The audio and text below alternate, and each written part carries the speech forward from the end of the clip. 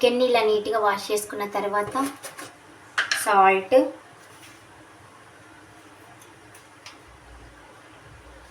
కారం, పసుపు ఈ 3 ఇంగ్రీడియంట్స్ వేసుకొని నీట్గా కలుపుకోవాలి.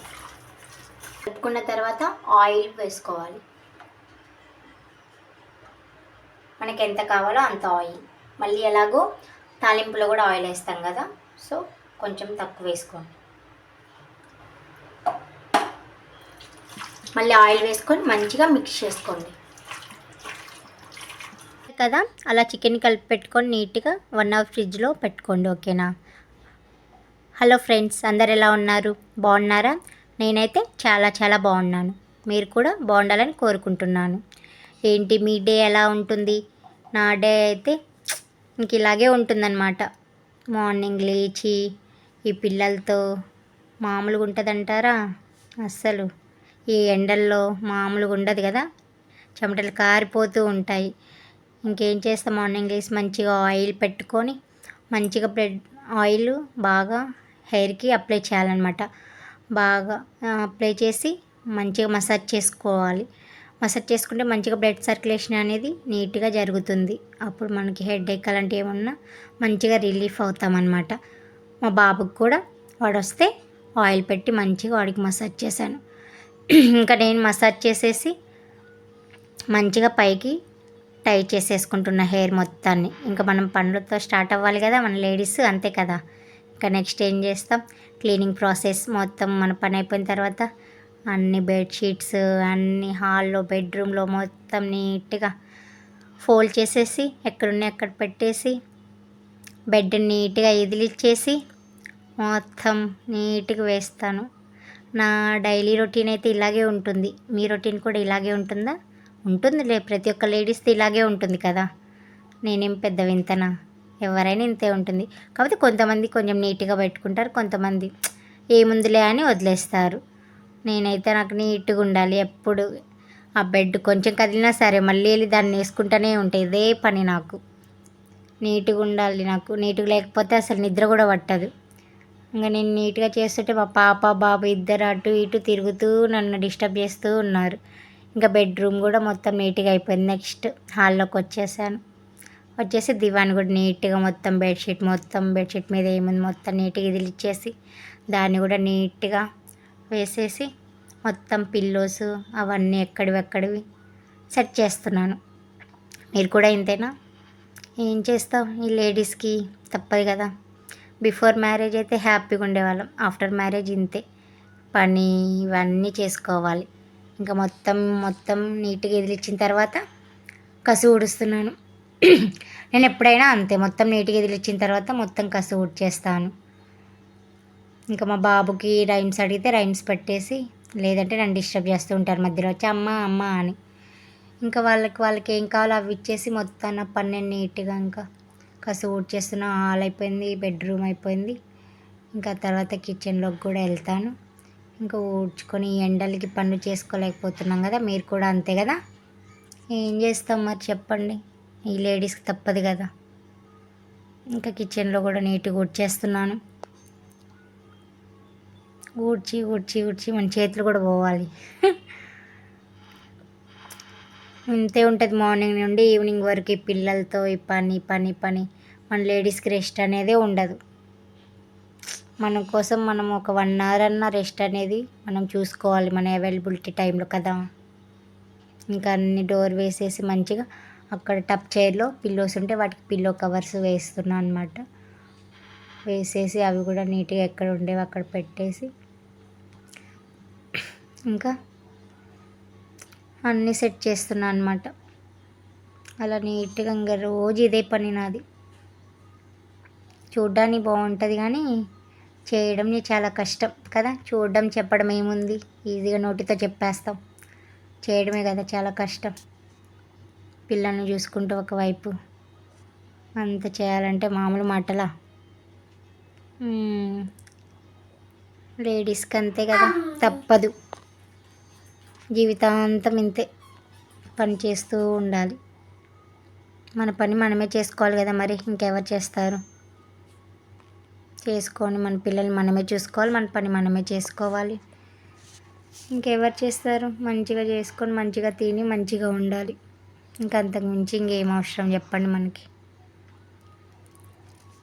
ఇంకా నెక్స్ట్ మీకు ఈరోజు ఏం చూపిస్తున్నా అంటే చికెన్ కర్రీ నేను నా స్టైల్లో ఎలా ప్రిపేర్ చేస్తాననేది చూపిస్తున్నాను అనమాట. చూసేయండి. ఆయిల్ వేసుకున్నాను. హోల్ గరం మసాలా, లవంగం, చెక్క, బిర్యానీ ఆకు, ఆ 3 ఆయిల్లో మంచిగా ఫ్రై అవ్వాలి. అలా ఆయిల్లో ఫ్రై అయిన తర్వాత ఆనియన్స్ వేసుకోవాలి.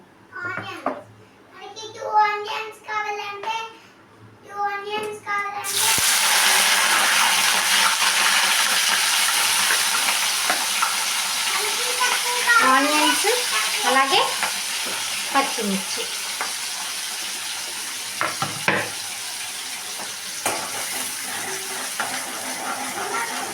ఆనియన్స్ గోల్డెన్ బ్రౌన్ కలర్ వచ్చేంత వరకు ఫ్రై చేసుకోవాలి మంచిగా.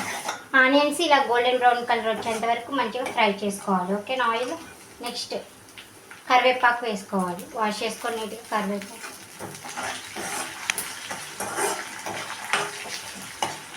తర్వాత కొంచెం పసుపు,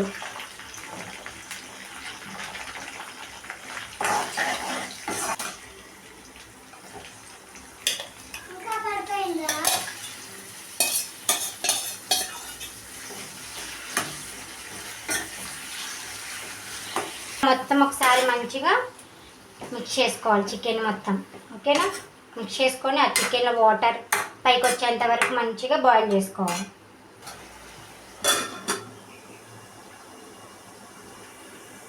చికెన్కి కావాల్సిన మసాలాకి రెడీ చేసుకుందాం. ఓకేనా? ఒక మిక్సీ జార్ తీసుకొని 2 టమాటోస్, 1 ఆనియన్, చిన్నుల్లిపాయలు, అల్లం, ఒక 3 లవంగాస్, కొంచెం చెక్క, కొబ్బరి ఉంటే కొబ్బరి కూడా వేసుకొని చాలా బాగుంటుంది. నా దగ్గర కొబ్బరి లేదు ప్రెజెంట్, సో నేను వేసుకోవట్లేదు. ఓకేనా? దీన్ని మొత్తం మనం పేస్ట్ చేసుకుందాం. ఓకే? ఇప్పుడు చికెన్లో ఉన్న వాటర్ అంతా వచ్చిందేమో చూద్దాం. క్యాప్ తీసి చూడండి. చికెన్ ఇలా మంచిగా చికెన్లో ఉన్న వాటర్ అన్నీ వచ్చేసాయి మంచిగా. మీ స్పైసీకి తగ్గట్టు కారం వేసుకోండి. ఓకేనా? మీ టేస్ట్కి సరిపడా సాల్ట్ వేసుకోండి. మిక్స్ చేసుకొని బాగా 2 మినిట్స్ లిడ్ పెట్టేసి బాయిల్ చేద్దాం. తర్వాత పేస్ట్ వేసుకుందాం. ఇప్పుడు ఒకసారి లిడ్ ఓపెన్ చేసి చూసుకుందాం. ఇప్పుడు మనం రెడీ చేసి పెట్టుకున్న పేస్ట్ వేసుకుందాం ఇందులో. ఓకే?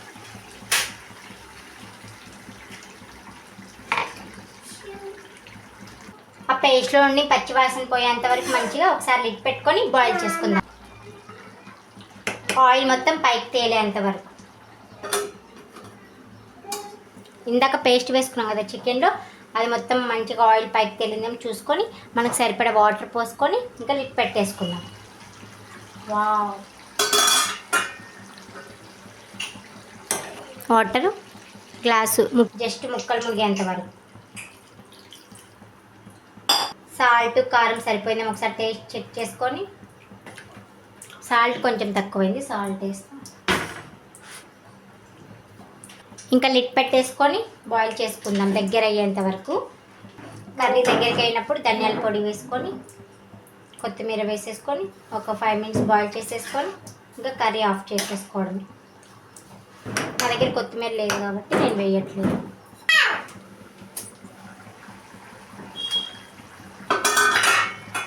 ఈ స్టేజ్లో 1 స్పూన్ ధనియాల పొడి వేసుకోవాలి.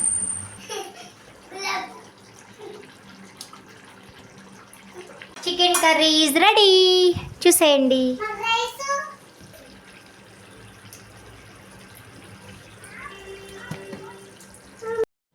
కర్రీ అయితే రెడీ అయిపోయింది కదా. ఇంక ఇప్పుడు నెక్స్ట్ బౌల్స్ ఉంటే మొత్తం 1 బై 1 నీట్గా వాష్ చేసుకుంటున్నాను. ఇంకా అంట్లు మొత్తం ఉంటాయి కదా, మరి వంట చేయడం ఒక లెక్క అయితే వాటిని వాష్ చేసుకోవడం ఇంకొక లెక్క. అంతే కదా మరి. వాష్ చేసిన తర్వాత ఇంకా కిచెన్ మొత్తం నీట్గా క్లీన్ చేసుకుంటున్నాను. మరి వంట చేస్తే మొత్తం క్లమ్జీ అయిపోతుంది కదా, నీట్గా చేసేసుకుంటా. నీట్గా ఉంచుకోవడం నాకు చాలా ఇష్టం అన్నమాట. ఇల్లుని అన్నీ నీట్గా పెట్టుకుంటాను. ఇదే సరిపోతుంది నాకు, ఇద్దరు పిల్లలతో ఈ నీట్నెస్ ఇదే సరిపోతుంది నాకైతే. రెగ్యులర్గా నాది ఇంతే ఉండిద్ది అన్నమాట. మొత్తం నీట్గా క్లాత్తో వైప్ చేసేసుకుంటున్నా మొత్తం కిచెన్ మొత్తం. ఏం చేస్తాం, వంట చేయడం ఒక లెక్క అయితే క్లీన్ చేయడం ఇంకొక లెక్క. ఆఫ్టర్ కుకింగ్ నా కిచెన్ చూడండి ఎంత నీట్గా అయిపోయిందో. ఎవరైనా వంట చేసుకున్నప్పుడు అంతే కదా, క్లమ్జీ అయిపోతుంది. నా కిచెన్ చూడండి నీట్గా.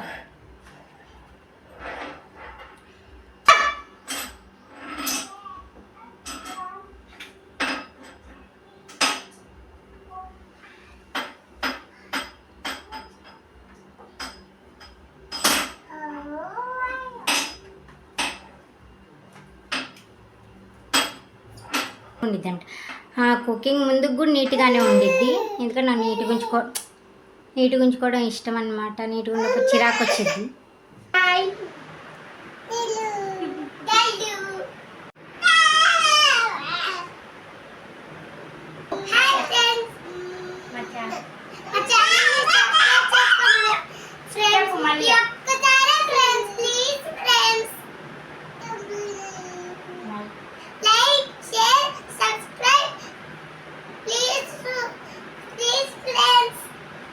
హాయ్ చెప్పు.